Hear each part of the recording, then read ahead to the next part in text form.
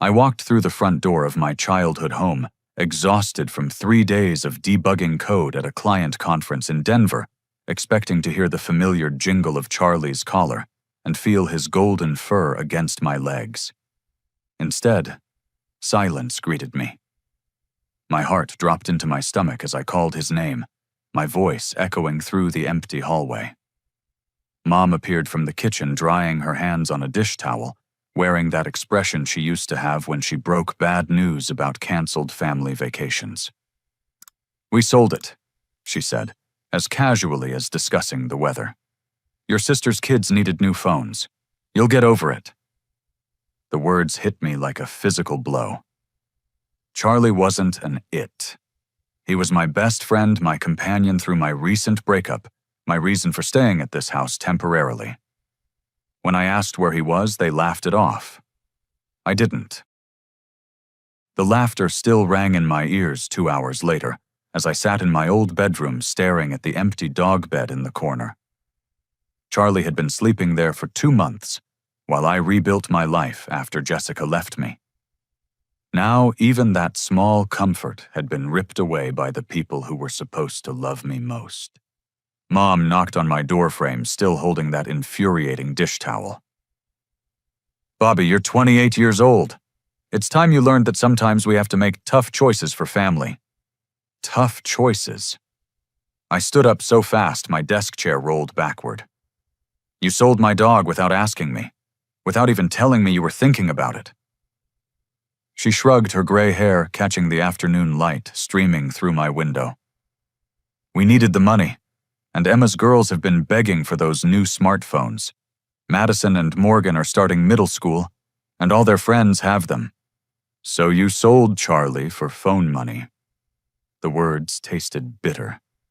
"How much did you even get?" $1,600, she said proudly, as if she'd negotiated some brilliant deal. "The man who bought him seemed very nice. He had grandchildren who wanted a dog." I felt sick. $1,600. Charlie was worth more than that just in vet bills over the past year. I'd spent $2,000 on his emergency surgery when he ate a tennis ball last summer. But more than that, he was priceless to me. He'd been my constant companion through college, through starting my software development career, through every heartbreak and celebration of my adult life. "Where is he?" I asked, my voice barely above a whisper. Mom's expression shifted uncomfortably. "I don't see why that matters now." "Because I'm going to get him back." She laughed again, that same dismissive sound that had cut through me downstairs. "Bob, we already spent the money. Emma bought the phones yesterday." As if summoned by her name, my sister Emma burst through the front door, her voice carrying up the stairs. "Mom, where did you put the phone chargers?"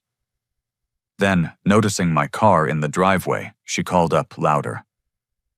"Bobby's back. How was Denver?" I couldn't answer.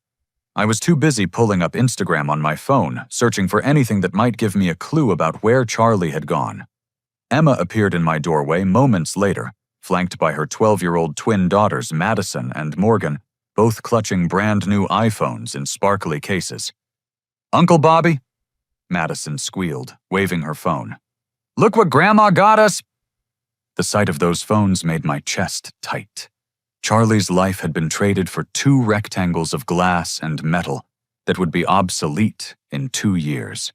Emma noticed my expression and frowned. "What's wrong with you?" she asked, her blonde hair pulled back in the same ponytail she'd worn since high school. "He's upset about the dog," Mom explained, rolling her eyes. Emma's frown deepened. "Seriously, Bobby, you're being dramatic over a dog. Mom did us all a favor. That thing was shedding everywhere and barking at night." "Charlie never barked at night," I said through gritted teeth. "Whatever," Emma said, examining her manicured nails. "You should be grateful we helped you learn some responsibility. Maybe now you'll stop living like a college student and actually grow up." The cruelty in her words hit harder than any physical blow. This was my sister, who used to sneak into my room during thunderstorms because she was scared, who I'd taught to ride a bike and helped with her homework every night in high school. Now she was looking at me like I was some pathetic child throwing a tantrum. Dad's truck pulled into the driveway, and I heard his heavy footsteps on the porch. David Martinez had worked construction for 30 years, and it showed in his weathered hands and permanent squint. He appeared in my doorway still wearing his hard hat and reflective vest. "What's all the commotion?" he asked, setting down his lunch cooler. "Bobby's having a meltdown about the dog," Emma said, air quoting the word meltdown. Dad looked at me with the same disappointment I'd seen when I'd chosen computer science over following him into construction. "Son, you're almost 30. It's time you learned that family comes first. Those girls needed phones for school, and we all had to make sacrifices." "I didn't make any sacrifice," I said, my voice rising. "You made it for me. You sold my dog while I was working to pay for my room and board here." "Our house, our decision," Dad said firmly.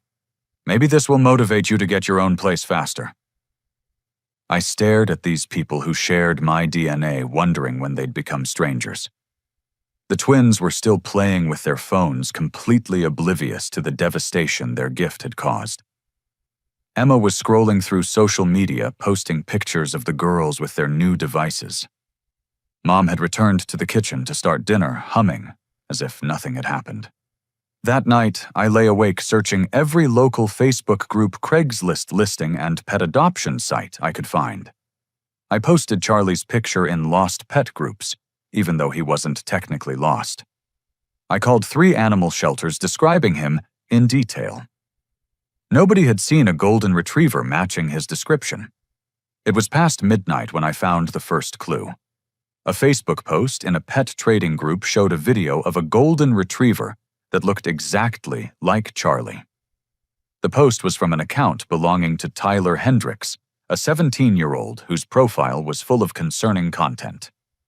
The video showed the dog tied to a post in a muddy backyard, with Tyler demonstrating a shock collar he'd just purchased. "Training my new dog to be more obedient," the caption read. "Previous owner spoiled him too much." I watched the 10-second video 12 times, my heart breaking more with each replay. Charlie's tail wasn't wagging. His head was down, ears flattened against his skull in a way I'd never seen before. This wasn't my confident, happy dog who greeted every morning with enthusiasm and treated every person he met like a potential best friend. The timestamp on the video was from yesterday afternoon. Less than 24 hours after my family sold him, Charlie was already suffering at the hands of someone who saw him as an object to control rather than a soul to love. I screenshot the video and the profile, my hands shaking as I saved the evidence. Tyler's location was listed as Millbrook, a small town about 45 minutes west of here. His profile showed dozens of posts about training techniques for dogs, most involving punishment and dominance rather than positive reinforcement. I had found Charlie. Now I had to figure out how to bring him home. The next morning I called in sick to work for the first time in 3 years. I couldn't concentrate on debugging JavaScript when Charlie was being tortured by some teenager with a god complex. I withdrew $2,000 from my savings account, enough to buy Charlie back and cover any inconvenience fee the Hendricks family might demand. The drive to Millbrook took me through increasingly rural countryside, past horse farms, and mobile home parks that had seen better decades. My GPS led me down a gravel road lined with rusted mailboxes and overgrown ditches. The Hendricks property sat at the end of a long driveway, a single wide trailer surrounded by broken-down cars and machinery parts. I parked behind a Ford pickup truck that had more rust than original paint, and took a deep breath before approaching the front door. A woman in her 40s answered, wearing a stained housecoat and cigarette dangling from her lips. Her graying hair was pulled back with a scrunchie, and she looked at me with suspicion. "You selling something?" she asked, not bothering to remove the cigarette. "No, ma'am, I'm actually here about a dog you recently purchased. A golden retriever named Charlie." Her expression shifted to annoyance. "If you're here to complain about noise, he's been quiet since Tyler started using the shock collar." My stomach clenched. "I'm not complaining. I'm his original owner and I'd like to buy him back. I brought cash." Janet Hendricks looked me up and down, calculating something behind her tired eyes. How much cash? $2,000, I said, pulling out the envelope. She laughed, a harsh sound that reminded me of my family's dismissive laughter yesterday. Honey, you're about 3 days too late. Tyler got bored with that dog faster than a kid gets bored with Christmas toys. We already sold him to some guy who came by Monday morning. My heart stopped. You already sold him again. $600, she said, taking a long drag from her cigarette. Dog was too much work anyway. Kept trying to get loose from his chain, wouldn't eat the cheap food we bought him. Tyler said he was defective or something. I felt like the ground was shifting beneath my feet. Can you tell me who bought him? I really need to find him. Janet shrugged. Some older guy with a beat-up pickup truck. Didn't ask his name, didn't care. He had cash and wanted the dog gone that day. Said something about needing a dog for his property or something. I looked past her toward the backyard, where I could see a heavy chain still attached to a metal stake driven into the muddy ground. Food bowls sat nearby, one filled with what looked like moldy kibble, the other bone dry. The sight made me sick to my stomach. Do you remember anything else about him? What he looked like? What kind of truck? Look, kid. Janet said, her patience clearly running thin. I got 3 other dogs back there and 2 teenagers who eat everything in the house faster than I can buy it. I don't keep track of every person who shows up here with money.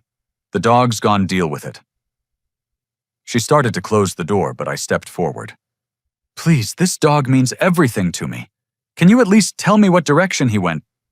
East, I think, she said, already losing interest. Guy mentioned something about having property out toward the state line. The door slammed shut, leaving me standing on the sagging wooden porch with $2,000 in cash and no way to find Charlie. I walked around to the backyard to look at where he'd been kept, and the sight broke my heart even further. The chain was heavy enough to anchor a boat, and the ground around the stake was worn bare from Charlie pacing in circles. Scratch marks on nearby trees showed where he'd tried to climb or escape. I took pictures of everything, though I wasn't sure why. Evidence maybe for some future confrontation with my family about what their decision had led to, or just proof that this nightmare was really happening. The drive home felt longer than the journey out. My mind raced through possibilities. A man with property toward the state line could be anyone. There were hundreds of farms and rural properties in that direction, and Charlie could be at any of them. Or worse, he could already be on his way somewhere else if this was some kind of pattern. When I got home, my family was gathered around the dinner table laughing about something Morgan had said at school. The normalcy of the scene felt obscene after what I'd just witnessed. These people were eating Mom's pot roast and sharing stories about their day, while Charlie was God knew where, possibly being abused by his third owner in less than a week. How was work?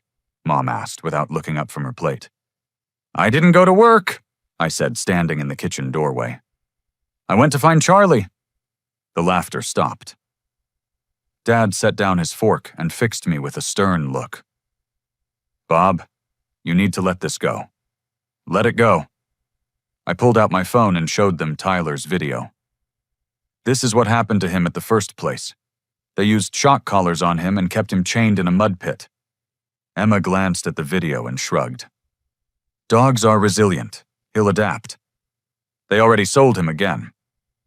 I continued, my voice getting louder. To some stranger for $600. He's been passed around like a piece of property and nobody knows where he is now. Madison looked up from her phone. Uncle Bobby, you're being really negative. Can't you just be happy for us? The innocence in her question hit me like a slap. These children had been raised to see their gift as completely separate from Charlie's suffering. To them, there was no connection between their happiness and his misery. Your happiness cost Charlie his life, I said quietly. Dad slammed his hand on the table, making the dishes rattle. That's enough. You're upsetting the girls over an animal that you couldn't even afford to house properly. I was saving money to get my own place, I said. Charlie was temporary here while I got back on my feet after the breakup. Well, now you don't have that excuse anymore, Emma said, returning her attention to her phone. Maybe this is the push you needed to actually move on with your life. I looked around the table at these people who I'd grown up with, shared countless meals with, celebrated birthdays and holidays with. Now they were looking at me like I was an unstable stranger who'd wandered into their house. You know what? I said, heading toward the stairs. You're right. This is exactly the push I needed. I spent that night researching dog-flipping operations online, learning about networks of people who buy and resell pets quickly for profit. I read horror stories about dogs being sold to fighting rings, puppy mills, and people who used them for guard dogs or worse. The more I learned, the more terrified I became about what might have happened to Charlie.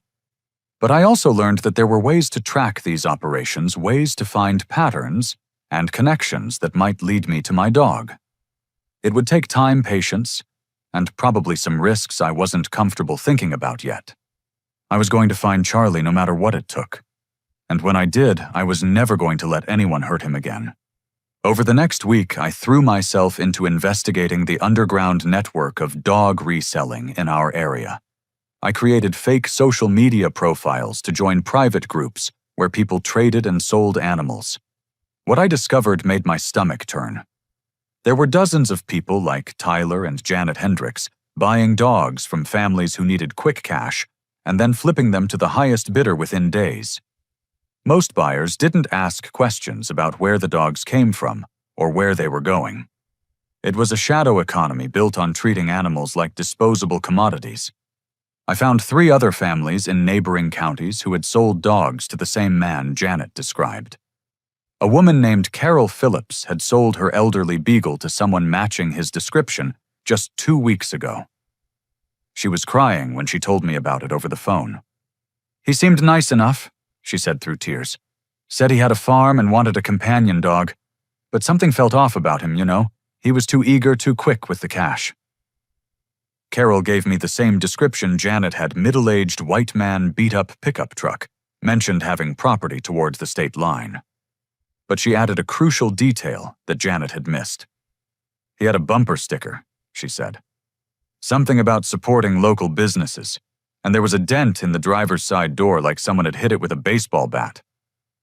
I added this information to the notebook I'd started keeping along with photos, timelines, and contact information for everyone I'd spoken to. My bedroom wall was starting to look like something from a crime drama covered with maps and notes connected by red string.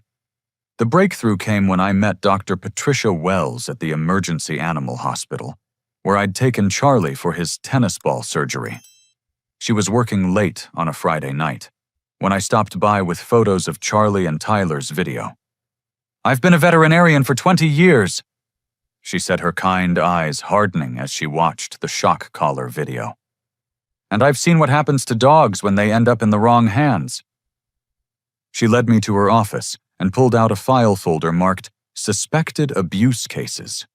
Inside were photos and reports that made me wish I'd never started this investigation. Golden retrievers are particularly vulnerable, she explained. Their gentle nature and eagerness to please make them perfect targets for people who want to exploit that trust. She showed me documentation of something called bait dogs, used in fighting rings to train aggressive dogs. The pictures were so horrific I had to look away, but she made sure I understood what Charlie might be facing. "The man you're describing sounds like Roy Martinez," she said, pulling out another file. "He's been on our radar for months, buys gentle, well-trained dogs and sells them to people who don't have their best interests at heart." My blood ran cold. What kind of people? Fighting rings, mainly. They use dogs like Charlie to train their fighters. The gentle dogs never fight back, which makes them perfect for teaching aggression without risk to the valuable fighting animals. I thought I was going to be sick. Charlie, who had never shown aggression toward anything more threatening than a butterfly, was potentially being used as a living punching bag for trained killers. "Have you reported this to police?" I asked. Dr. Wells laughed bitterly. "Multiple times. They always say there's not enough evidence, or they can't get a warrant, or the tip doesn't pan out. Meanwhile, more dogs disappear every week. She gave me Roy's last known address and a description of his truck, dark blue Ford F-150 from the mid-90s, multiple dents bumper sticker for Murphy's Auto Parts. She also warned me to be careful. Roy has connections, she said. People who protect his operation in exchange for money or favors. If you're going to look for your dog, don't go alone. I drove home that night with my mind racing. My family's casual betrayal had led Charlie into a nightmare I could barely comprehend. While Emma was posting Instagram stories about the twins' new phones, and Mom was planning Thanksgiving dinner, Charlie was potentially fighting for his life in some underground horror show. When I got home, Emma was waiting in the living room with a serious expression I hadn't seen since we were teenagers. "We need to talk," she said, patting the couch beside her. I sat down reluctantly, expecting another lecture about moving on and growing up. "Bobby, I'm worried about you." She began, her voice softer than it had been all week. "Mom says you've been obsessing over this dog thing, calling strangers and driving around to weird places." "His name was Charlie," I said, "and I'm not obsessing. I'm trying to save his life." Emma sighed. "Look, I get that you loved him, but you're starting to scare the girls with all this talk about dog fighting and abuse. Madison asked me yesterday if someone was going to take their pets away. The twins had 2 cats, Sparkles and Princess, who lived pampered indoor lives and had never experienced a moment of hardship. The idea that they were worried about pet safety while being completely oblivious to their role in Charlie's suffering was almost too much to bear. "Maybe they should be scared," I said. "Maybe they should understand that their happiness came at a cost." Emma's expression hardened. "That's exactly what I'm talking about. You're trying to make children feel guilty about getting gifts from their grandmother. That's not healthy, Bobby. Neither is selling someone's best friend without permission."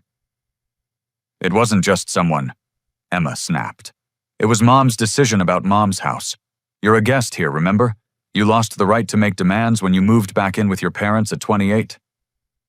Her words stung because they contained just enough truth to hurt. I had moved back home temporarily after Jessica left, and I was behind on my plan to get my own place. But that didn't give them the right to sell Charlie. "I'm going to find him," I said, standing up to end the conversation. "And then what?" Emma asked.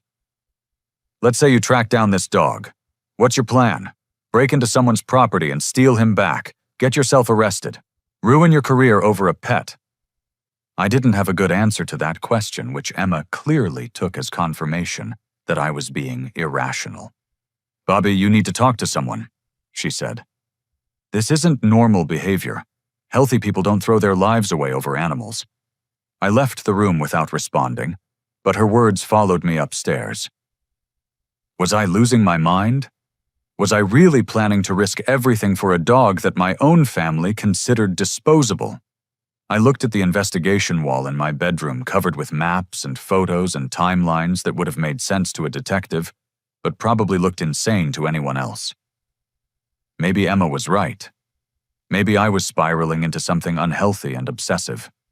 But then I remembered the video of Charlie with his head down and ears flattened, looking defeated in a way I'd never seen before. I remembered Dr. Wells' files full of photos showing what happened to dogs like Charlie when nobody fought for them. Charlie couldn't fight for himself. He'd been bred for generations to trust humans and please them. If I didn't fight for him, nobody would. I picked up my notebook and started planning my next move. Emma could call it obsessive. My parents could call it immature. But I was going to find Roy Martinez, and I was going to bring Charlie home, even if it cost me everything. It took me 2 more weeks of following leads and staking out locations before I found Roy Martinez's operation. The address Dr. Wells had given me led to an abandoned house, but I canvassed the neighborhood until I found a woman who remembered Roy's truck parked behind the old Riverside packaging warehouse on the outskirts of town. I spent 3 nights sitting in my car across the street from that warehouse, drinking coffee from a thermos and fighting off doubt about what I was doing. Emma's words kept echoing in my head. Was I really about to risk everything for a dog? But every time I considered giving up, I thought about Charlie's trusting brown eyes and the way he used to greet me after long days at work, tail wagging so hard his whole body wiggled with joy. On the fourth night, I saw Roy's truck pull into the warehouse parking lot at 11:30. The dark blue F-150 was exactly as Dr. Wells had described, right down to the Murphy's Auto Parts bumper sticker and the dent in the driver's side door. My heart started pounding as other vehicles arrived over the next hour. Pickup trucks, SUVs, even a few expensive sedans that seemed out of place in this industrial wasteland. I waited until the parking lot was full, then crept closer on foot, staying in the shadows cast by nearby buildings. The warehouse had been abandoned for years, its windows boarded up and weeds growing through cracks in the loading dock. But tonight, light leaked through gaps in the boards, and I could hear sounds that made my blood run cold, barking, shouting, and occasional roars of approval from what sounded like a crowd. I found a loose board on the side of the building and managed to create a gap just wide enough to peer through. What I saw inside will haunt me for the rest of my life. The warehouse floor had been converted into a makeshift arena, with a circular pit surrounded by wooden bleachers packed with people shouting and waving money. In the center, 2 dogs were circling each other, both bleeding from multiple wounds. One was a scarred pit bull mix, the other looked like it might have been a family pet once upon a time. But it wasn't the fighting dogs that made me sick. It was what I saw in the shadows around the arena cages full of animals waiting their turn. Some looked like they'd been bred for fighting, all muscle and scars. Others looked like Charlie gentle breeds that had no business being in this place. I scanned the cages, frantically searching for golden fur and familiar markings. The lighting was poor, and there were dozens of animals, but I kept looking until I found him. Charlie was in a cage near the back, pressed against the far corner with his tail tucked between his legs. His beautiful golden coat was matted and dirty, and I could see fresh wounds on his face and legs. But it was his eyes that broke my heart completely. The light had gone out of them. This wasn't the confident, happy dog I'd raised from a puppy. This was a broken animal who had learned that humans were sources of pain rather than love. I wanted to scream. I wanted to charge into that warehouse and tear apart everyone who had hurt him. But I forced myself to stay calm and observe. I needed to understand the layout, the security, the patterns of movement. If I was going to save Charlie, I needed a plan that would work. I counted at least 30 people in the crowd, plus several men who looked like security stationed around the perimeter. Roy Martinez was easy to spot, a heavyset man in his 50s, wearing a cowboy hat and boots, taking bets and directing the flow of money. The fights seemed to follow a schedule with different animals brought out for different events. I watched for 2 hours, taking mental notes about everything I saw. The security guards carried walkie-talkies, but no visible weapons. There was a back door that seemed less monitored than the main entrance. Most importantly, the fights appeared to wind down around 2 in the morning, with people filtering out gradually rather than all at once. When I finally crept back to my car, my hands were shaking with rage and adrenaline. I sat in the parking lot of a 24-hour diner 5 miles away, trying to process what I'd witnessed and figure out my next move. I knew I should call the police. This was clearly illegal, and there were dozens of animals suffering in that warehouse. But Dr. Wells's warnings about Roy's connections echoed in my mind. What if the police were involved? What if calling them just gave Roy advance warning to move his operation somewhere else? I decided to test the waters. I called the non-emergency police line and asked to speak with someone about an animal cruelty tip. The dispatcher put me through to Detective Michael Torres, who listened to my story, with what sounded like bored disinterest. "So let me get this straight," Torres said after I finished describing what I'd seen. "You were trespassing on private property, spying through windows, and now you want us to raid a warehouse based on your word." I have photos I lied wishing I'd thought to bring a camera with a zoom lens. Photos of what exactly dogs in cages that's not illegal, son. People breed dogs for all kinds of purposes. Something in his tone set off alarm bells in my head. This wasn't the response I'd expected from someone hearing about organized animal cruelty. Detective Torres, I saw dogs fighting in a pit while people bet money on them. That's definitely illegal. Look, kid. Torres said, his patience clearly wearing thin. We get tips about dog fighting all the time. 90% of them turn out to be neighbor disputes or people who don't understand legitimate breeding operations. Unless you've got solid evidence of actual crimes being committed, there's not much we can do. What would constitute solid evidence? I asked. There was a pause that lasted too long.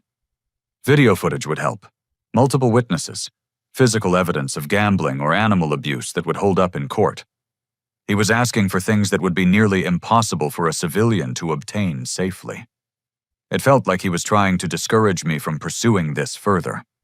Can you at least check the warehouse? I pressed. Drive by and see if anything looks suspicious. I'll make a note of it, Torres said in a tone that suggested he was already moving on to other things. But unless we have probable cause for a warrant, there's not much else we can do. After hanging up, I sat in my car feeling more alone than I'd ever felt in my life. My family had betrayed Charlie for phone money. The police seemed unwilling or unable to help. The only person standing between Charlie and continued torture was me, and I had no idea what I was capable of doing. I spent the rest of the night researching Detective Torres online. What I found made my suspicions seem less paranoid and more justified. Torres had been the subject of an internal affairs investigation 2 years ago for allegedly taking bribes from local businesses. The investigation had been dropped due to lack of evidence, but several news articles suggested there were ongoing concerns about corruption in his unit. By sunrise, I had made my decision. If the system wouldn't save Charlie, I would have to do it myself. I drove home and called in sick to work again, then spent the day planning the most important mission of my life. I was going to break into that warehouse and rescue my dog, even if it meant risking everything I had left to lose. I spent 2 weeks preparing for what I knew would be a one-shot opportunity. I bought dark clothing, pepper spray, a crowbar, and a small bolt cutter from different stores around town, paying cash and avoiding security cameras as much as possible. I studied the warehouse layout during multiple nighttime surveillance sessions, timing the security rounds, and mapping every entrance and exit.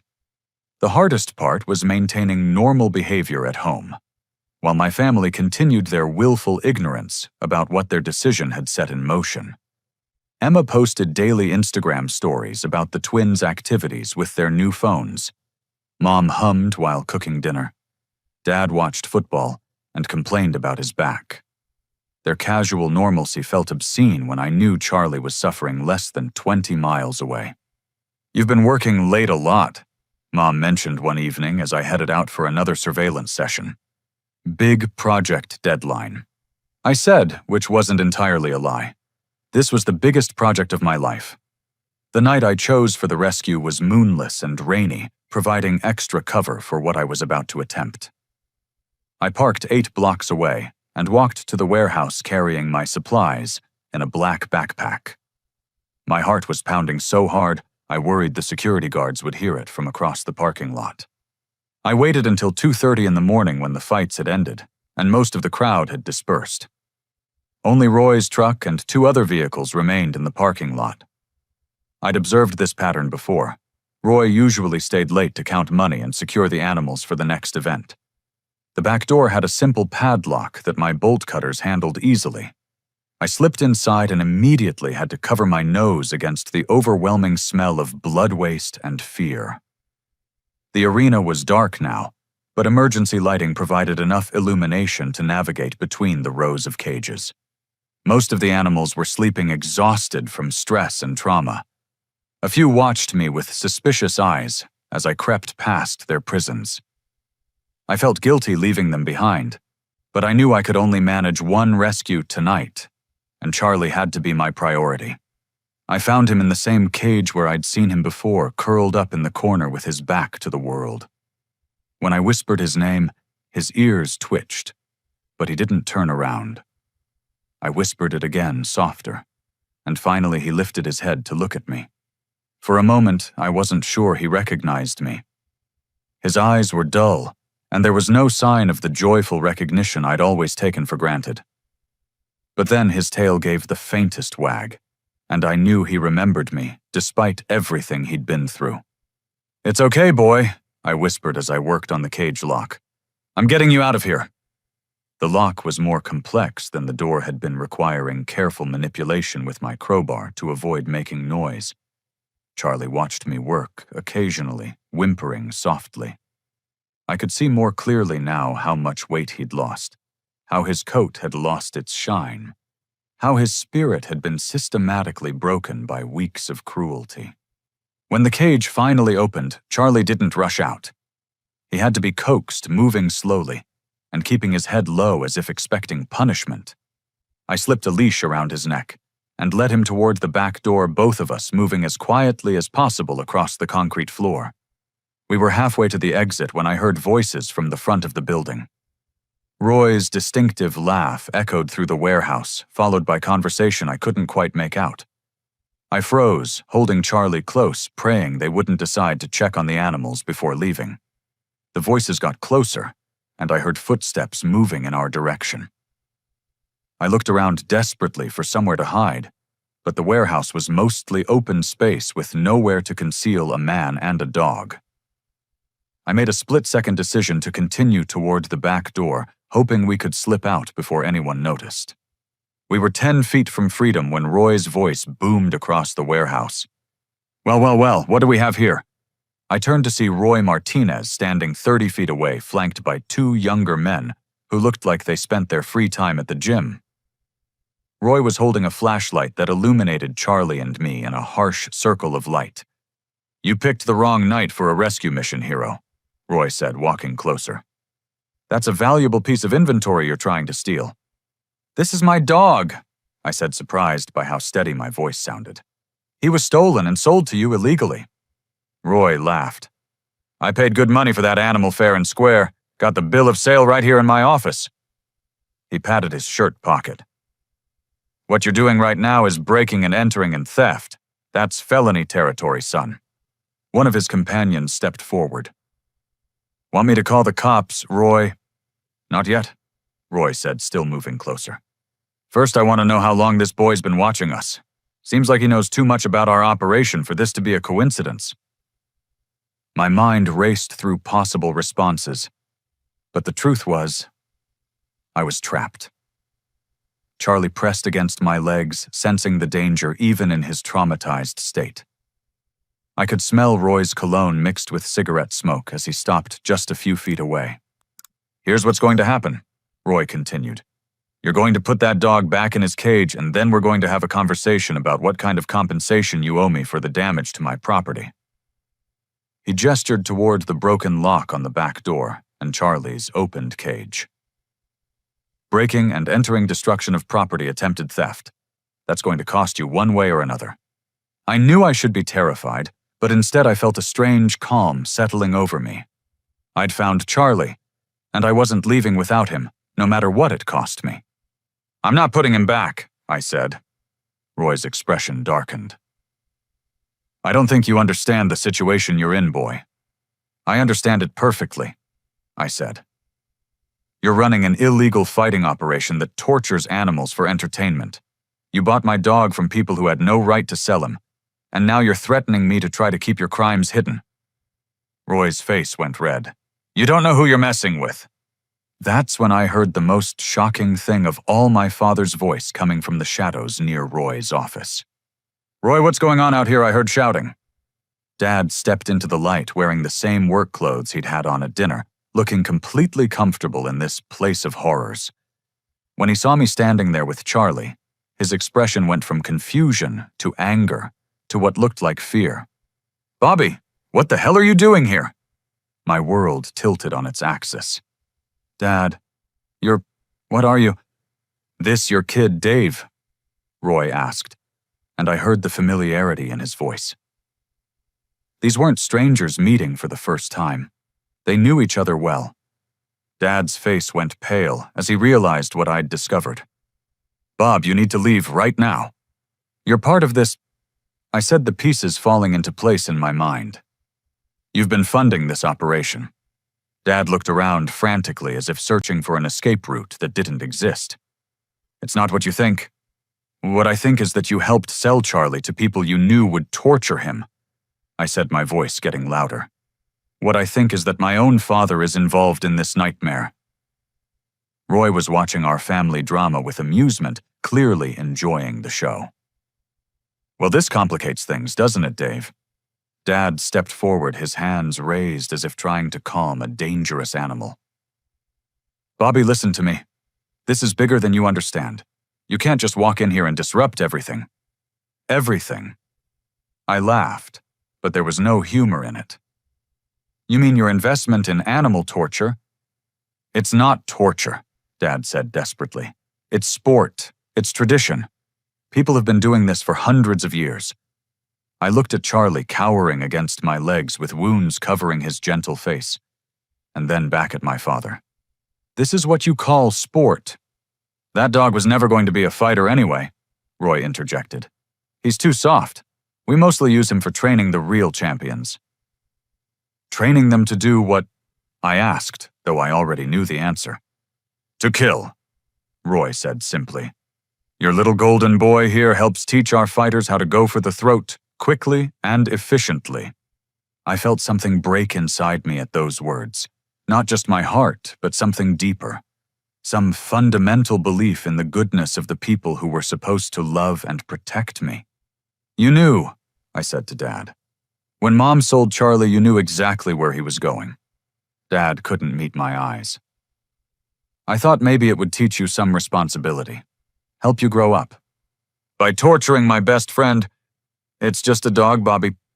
The words hung in the air between us like a physical barrier. In that moment, I understood that my father and I lived in completely different moral universes, and there was no bridge between them. I also understood that I was probably about to die in this warehouse, but that I was going to take Charlie with me either way. What Roy and my father didn't know was that I'd been recording everything on my phone from the moment I'd entered the warehouse. The device was tucked in my jacket pocket with the camera lens exposed and the audio recording app running continuously. Every word of their confession was being captured. "You know what has to happen now, Dave," Roy said, his voice taking on a threatening tone. "Your boy's seen too much. He knows too much." Dad's face went even paler. "Roy, he's my son. We can work something out." "Can we?" Roy asked. "Because from where I'm standing, he just committed several felonies and threatened to expose an operation that makes us both a lot of money. That's not the kind of problem that gets worked out with a conversation." I realized they were discussing whether to let me leave alive. The calm I'd felt earlier was replaced by pure adrenaline as my survival instincts kicked in. I needed to get Charlie and myself out of this warehouse, and I needed evidence that would bring down this entire operation. "Look," I said, buying time while I formulated a plan. "I just want my dog back. I don't care about your business." Roy laughed. "Sure you don't. That's why you spent weeks tracking us down and breaking into our facility. Because you don't care." "I care about Charlie," I said. "That's all." "Well, Charlie's not leaving here," Roy said, "and neither are you unless we can come to some kind of understanding." That's when I played my first card. Detective Torres isn't going to be happy when he finds out you've escalated from animal cruelty to threatening civilians. Roy's confident expression faltered slightly. "What do you know about Torres?" "I know he's been taking your money to look the other way," I said, watching Roy's reaction confirm my suspicion.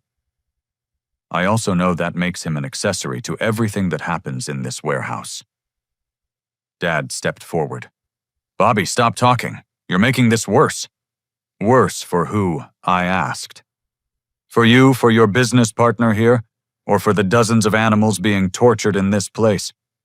"It's not torture," Dad insisted, but his voice lacked conviction. I pulled out my phone, making sure they could see it. Why don't we let a jury decide that I've got hours of video documentation of this place? Roy's hand moved toward his jacket, and I realized he might be armed.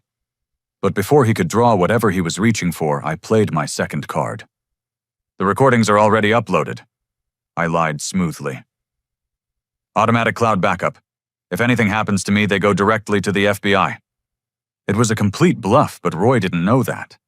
He froze with his hand halfway to his jacket. You're lying, he said, but uncertainty crept into his voice. Am I asked. Want to test that theory? The truth was, I'd been working with FBI agent Lisa Carson for the past week. After my conversation with Detective Torres, I'd done research and found that federal authorities were already investigating animal fighting operations in our region. Agent Carson had been very interested in my information about Roy's warehouse, especially when I mentioned the potential police corruption angle. I'd been wearing a wire for the past 3 nights, though tonight's recording was just on my phone, since I hadn't expected to actually enter the building. Agent Carson knew where I was and when I was supposed to check in. If I didn't call her by 4 a.m., she'd promised to send backup. Here's what's going to happen. I said, projecting confidence I didn't feel.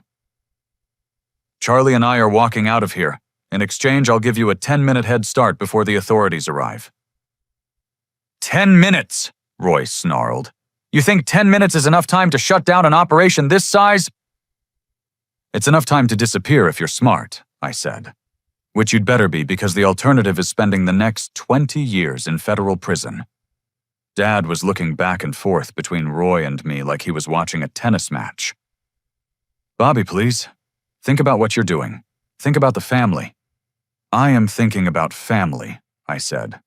I'm thinking about how my family sold their son's best friend to be tortured for money. It wasn't supposed to be like this, Dad said, and for the first time he sounded genuinely remorseful. What was it supposed to be like? I asked.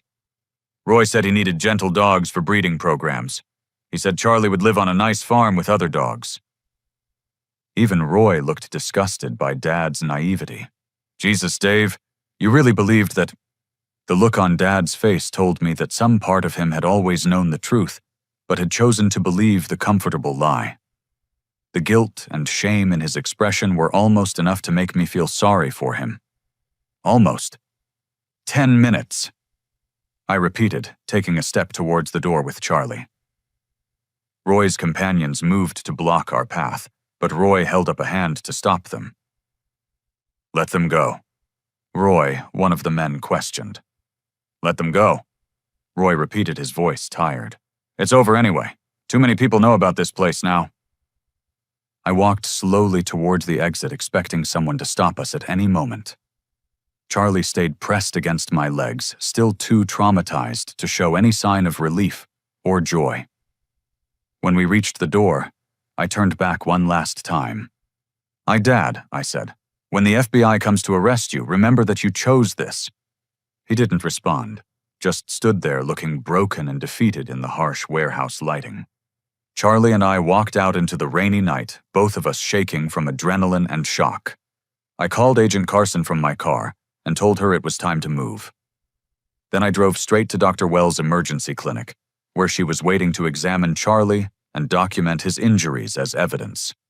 The next few hours passed in a blur of police interviews, evidence collection, and veterinary care. Charlie's physical injuries were extensive, but not life-threatening. His psychological trauma would take much longer to heal, but Dr. Wells was optimistic that he could recover with patience and proper care. At sunrise, I called my boss and quit my job. Then I called a real estate agent and started looking for a place to rent as far from my family as possible. Charlie and I were going to start over somewhere new, somewhere safe from the people who had betrayed us both. The confrontation with my family was still to come, but I was ready for it. I had evidence witnesses and federal agents backing me up. More importantly, I had Charlie back, and I was never going to let anyone hurt him again. The arrests began at dawn. Federal agents raided the warehouse, Roy's home, and several other properties connected to the fighting ring. They found enough evidence to bring charges against dozens of people, including animal cruelty, racketeering, illegal gambling, and conspiracy charges that would put the main players behind bars for decades. Detective Torres was arrested at his home on corruption charges. The investigation revealed he'd been taking monthly payments from Roy for over 2 years, warning him about potential raids and steering investigations away from the warehouse. His career was over, and he faced significant prison time. My father was arrested at his construction job, led away in handcuffs, while his co-workers watched in shock. The local news covered the story extensively, describing him as a respected local businessman who had secretly invested thousands of dollars in illegal animal fighting operations. Mom called me crying after seeing his mugshot on the evening news, but I couldn't bring myself to feel sorry for either of them. The hardest part was testifying at the trial 6 months later. I had to sit in a courtroom and describe in detail what I'd witnessed in that warehouse, while my father sat at the defendant's table refusing to make eye contact. The prosecutor used my recordings and video footage to build a case that left no room for reasonable doubt. Charlie and I had moved to Colorado, by then renting a small house with a fenced yard near the mountains. I'd found work with a software company that allowed me to work remotely, and we spent our days hiking trails and slowly rebuilding the trust that had been shattered by his ordeal. Dr. Wells had been right about his physical recovery. Within 3 months, Charlie's wounds had healed completely, and he'd gained back the weight he'd lost. His psychological healing took longer, but with patience and consistent kindness, glimpses of his old personality began to emerge. He learned to trust again, to play again, and eventually to greet new people with cautious optimism instead of fear. I met Amanda at the veterinary clinic where I took Charlie for regular checkups. She was a veterinary technician who specialized in trauma recovery for abused animals, and she understood immediately why Charlie flinched at sudden movements and took time to warm up to strangers. She never pushed him for affection, letting him approach her on his own terms, until he eventually decided she was safe. Amanda and I started dating, slowly building our relationship around our shared love for animals and commitment to protecting the vulnerable. She moved in with us after 8 months, and Charlie accepted her as part of our pack with an enthusiasm that told me he approved of my choice. Roy Martinez was sentenced to 15 years in federal prison for running the fighting ring. My father received 5 years for his financial involvement, plus substantial fines that forced my parents to sell their house. Emma and Mom received community service and probation for their roles in the initial sale, though their punishments were lighter since they claimed ignorance about where Charlie was ultimately going. I received a letter from Mom about a year after the trial. She apologized tearfully for everything that had happened and begged me to forgive the family. She said Dad was getting counseling in prison and had finally understood how wrong he'd been. She said Emma felt terrible about her role in selling Charlie and wanted to make amends somehow. I read the letter twice, then filed it away without responding. Forgiveness might come someday, but trust was something that once broken so completely could never be fully rebuilt. Charlie and I had learned that family wasn't about blood relations. It was about loyalty, protection, and unconditional love. The day Charlie finally played fetch again was a turning point for both of us. We were hiking in Rocky Mountain National Park, and he suddenly took off running after a stick I'd thrown, his tail wagging with pure joy as he brought it back and dropped it at my feet. For the first time in over a year, he looked like the happy, confident dog I remembered from before our world fell apart. "Good boy," I said, scratching behind his ears as he leaned against my legs. "We made it through, didn't we?" Amanda took photos of us that day that now hang framed in our living room. Charlie looks healthy and content, his golden coat shining in the mountain sunlight. I look older than my years, marked by everything we'd survived together, but genuinely happy for the first time since the nightmare began. The fighting ring bust led to broader investigations that shut down similar operations across 3 states. Dozens of animals were rescued and rehabilitated. Dr. Wells started a non-profit organization to help fund recovery programs for fighting dogs, and Amanda and I became regular volunteers. We kept in touch with some of the other families whose pets had been sold to Roy's network. Most of the animals were eventually reunited with their original families, though some had been too damaged by their experiences to fully recover. We formed an informal support group that met monthly to share updates and resources for helping traumatized pets heal. 2 years after the rescue, Charlie became a certified therapy dog. His gentle nature and obvious resilience made him perfect for visiting hospitals and nursing homes, where his presence brought comfort to people facing their own difficult battles. Watching him provide healing to others helped complete his own recovery journey. I think often about what would have happened if I'd listened to my family and gotten over it, as they'd suggested. Charlie would have died in that warehouse, used and discarded by people who saw him as nothing more than a tool for training killers. Dozens of other animals would still be suffering. Roy's operation would still be running, and the corruption that protected it would still be hidden. Standing up for those who can't protect themselves is never easy, and it sometimes costs more than we think we can afford to pay. But the alternative is allowing evil to flourish while we look the other way and tell ourselves it's not our responsibility. Charlie taught me that love means fighting for someone even when the whole world tells you to give up. It means choosing what's right over what's convenient, even when that choice isolates you from people you thought you could count on. Most importantly, it means understanding that sometimes the family you choose is stronger than the family you're born into. These days, Charlie greets each morning with the same enthusiasm he had as a puppy, his trauma transformed into resilience, and his pain into wisdom. He's taught me that healing is possible even after the worst betrayals, and that trust can be rebuilt with patience and consistent kindness.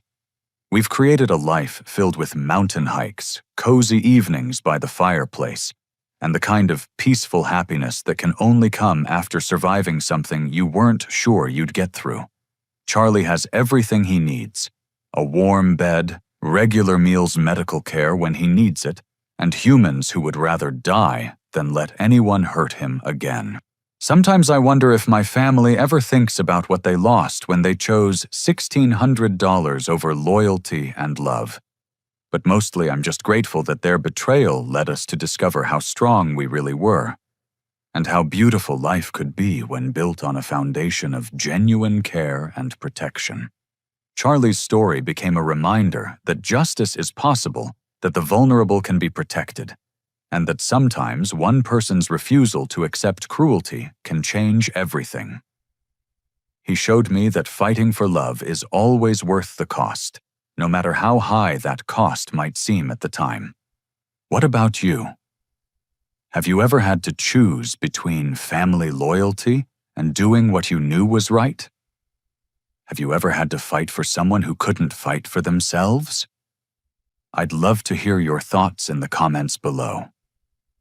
And if this story touched your heart, please consider liking this video, subscribing to the channel, and sharing it with others who might need to hear Charlie's message of resilience and hope. Thank you for listening to our story, and remember that love is always worth fighting for, even when the battle seems impossible to win.